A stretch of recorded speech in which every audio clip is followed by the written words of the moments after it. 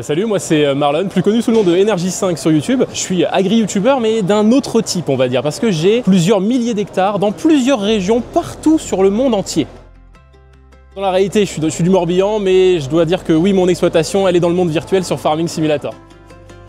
C'est incroyable de diversité de produits. Ça fait 3 ans que je me balade avec la carte campagne, on fait le tour des fermes le long du Tour de France et c'est impressionnant de diversité. Combien de produits on fait en France? Je pense qu'il n'y a pas d'autres pays comme ça et combien de passionnés prennent le temps de nous expliquer à chaque fois comment ça se passe dans ces exploitations. C'est incroyable, franchement le mot c'est juste incroyable, grandiose. Il y en a beaucoup, parce qu'on est clairement sur une simulation. Donc je pense qu'on est sur un produit d'appel en fait, tout simplement pour le monde agricole. Il y a plein de gens qui viennent me dire en commentaire « Ouais Marlon, je connaissais pas du tout le monde agricole et en fait j'ai vu dans tes vidéos que c'est passionnant, il y a tellement de choses à faire et c'est pareil dans la vraie vie, même mieux, même si évidemment il y a le mauvais côté, on est plus fatigué que sur Farming le soir dans la vraie vie. » Carrément, j'ai participé à la Coupe de France Farming Simulator de l'enseignement agricole l'année dernière. C'était incroyable, on a vu plein d'étudiants venir concourir pour essayer de remporter ce titre. Je présentais ça avec mon ami Mister Wallon qui est lui aussi youtubeur sur Farming Simulator et c'était juste fou. Et franchement, je pense que là, encore une fois, on a fait parler de l'agriculture à des gens qui n'en entendaient jamais parler, donc c'est juste parfait. Il faut clairement y aller, il ne faut pas avoir peur. Déjà, si vous avez joué à Farming Simulator, vous avez franchement de très bonnes bases et plus ça va, plus le jeu est complet, donc plus vous en aurez. Et clairement, je pense qu'il faut y aller, il ne faut pas hésiter. Les agriculteurs, il y a plein en plus de projets qui permettent comme ça d'aller dans le monde agricole, donc foncez, n'hésitez pas.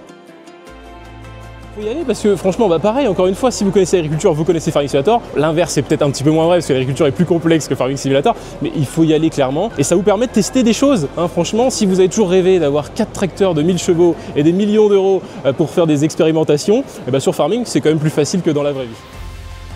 J'aime bien faire du lait, on va pas se mentir, parce que tout simplement sur Farming Simulator, moi j'aime bien avoir mon petit élevage un peu breton, donc avec un élevage porcin, un élevage bovin où je vais faire du lait avec des Free Holstein. Je suis un peu chauvin, donc je refais un peu ce qu'il y a autour de chez moi.